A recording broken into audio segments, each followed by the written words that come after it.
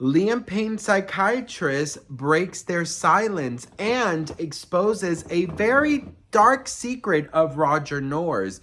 We got to talk about this and a lot more, but before we get into it, hello, my name is Sebastian and I cover all things pop culture. I was in the middle of cleaning because we are cleaning for New Year's, and I don't know about you, but when I clean, I make a bigger mess than I really should, and my house looks honestly like a tornado. And then I read this and then I was like, I need to call my messy best friends, which is you. So that's what this channel is about. It's like we're on a FaceTime call. So I apologize for the background, but I mean, everything is a mess. I have all my candles out. I have everything out. So just bear with me, all right? Sorry. So brand new article just came out about Liam Payne, psychiatrist, allegedly writing a letter to the Argentinian authorities. So check this out. Liam Payne, psychiatrist, has spoken out. So it says here in a new report saying that Liam Payne was advised by his psychiatrist just weeks before his death that he needed, quote, higher level of care that she could provide. In a letter filed with the court in Argentina, the One Direction star psychiatrist informed the British singer in September she could no longer provide psychiatric care for him. As the psychiatrist puts it, she decided to stop treating Liam, quote, after careful consideration and assessment, but advised him to continue with a treatment plan, which included taking medications only as prescribed, avoiding heavy drinking while on medication, weekly therapy meeting with a primary care doctor, and further testing. She urged Liam to regularly speak with a therapist to process his depression and trauma and emphasized it was vital for the management of these issues. The therapist provided a list of doctors and rehab centers she believed could better assist him. She added, "Thank you for your understanding, and I wish you the very best in your continued journey toward mental health and well-being." So we got to talk about this. There's also other reports. Liam Payne psychiatric refused to treat him. I mean, this is now everywhere, okay? Let's talk about this. I'm not sure what the media is trying to do here, okay? I'm not sure if now they're trying to like switch it to make it seem like these 5 individuals who are being, detained and who are charged for his death, if they could somehow get out of it, or bringing in bad press for Liam. Just because somebody has an addiction or just because somebody has demons that they are fighting does not make them a bad person, does not mean that we could judge them, does not take away from their charitable heart. And I wanted to start there because I'm already seeing some very negative comments about Mr. Liam Payne. And there's something very chilling that I found. Check this out. New reports claim Liam's neuropsychiatrist had sent a note to his friend Roger Noor's expressing she was unable to continue treating him. In the note sent just weeks before Liam's death, she warned that combining alcohol and antidepressants could be deadly. So what you're telling me is that Roger Noor's, knowing that allegedly Liam Payne was going through one of the darkest times of his life, thought it was a great idea to leave him alone and thought it was normal to see him tipsy in breakfast. Let me tell you something, best friend. With garbage friends like this, you do not need any enemies, okay? That's just period. It is absolutely so insane to me that all of these reports are now coming out. Roger Noor's did say that Liam Payne did go to rehab, that Liam Payne had escaped his mansion room after the security allegedly locked him inside of there. He said a lot of things about Liam that were very concerning. He said that Liam's management spoke out to him and told him that Liam was going through a very dark path. Knowing all of this, you thought it was a good idea to leave him in Argentina alone. You thought it was a good idea to leave him in the hotel room alone. You thought it was a good idea 1 hour before to leave him in the hands of those monsters at the hotel.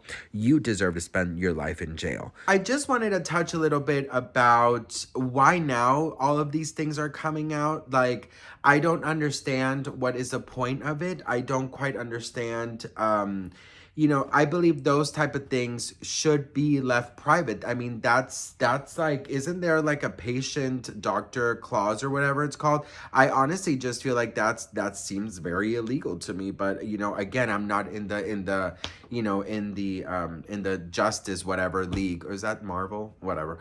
You know what I mean. I like I said, this does not change anything. There are still people that are responsible for Liam's passing. And I have been seeing some messages and comments like, well, you see, Liam Payne was troubled and he was an addict and this and that, or alleged, of course. But this is where people are now coming out and, you know, this was bound to happen to him and this and that and that and this. And I'm just like, if you, God forbid, have ever gone... If you, God forbid, have ever gone through a substance issue, an addiction, a really dark time in your life, you understand that this is controlling you. You understand that, yes, of course, you can get help, and yes, of course, you can, you know, you can get out of it, but it takes a lot of strength. It takes a lot of determination. It takes a lot of everything, you know. It's I mean, if it wasn't hard, nobody would have addictions. We wouldn't lose people we love to addictions like I lost my brother. So I do think that it's important for people to understand that this doesn't take away from Liam Payne and his memory and the charitable heart that he had and everything that he accomplished as a human being. And if it is true that he was going through these really bad times, I don't understand why Roger Noors is walking free and not in jail and literally paying for abandoning his friend who he now obviously knows that had issues. When he sat there in the TMZ interview and said, oh, well, you know, he was tipsy in breakfast, but that's normal. I was like, you are a disgusting human being. If my friend was suffering like this, I would not enable. I would call their family. I would do anything I can in my power to save my friend. So what you did and what everyone around him did, the shady management, the shadiness of it all, and I'm so sorry, and I don't want to judge Kate Cassidy, his girlfriend, but I also feel like just everybody failed him, leaving him 2 days before his death, not contacting family, not making aware of good people. If she did not like Roger Noors, why the fuck did she think that it was a good idea to leave him with Roger Noors? So those are the things that I just don't understand. I just don't get it. And I don't want to sit here and judge. I don't want to sit here and be in any what is it called, in a high horse, because we are all one mistake away from having an addiction. We are all one mistake away from fucking up our lives. So I really do understand that, you know, we all fall in hard times.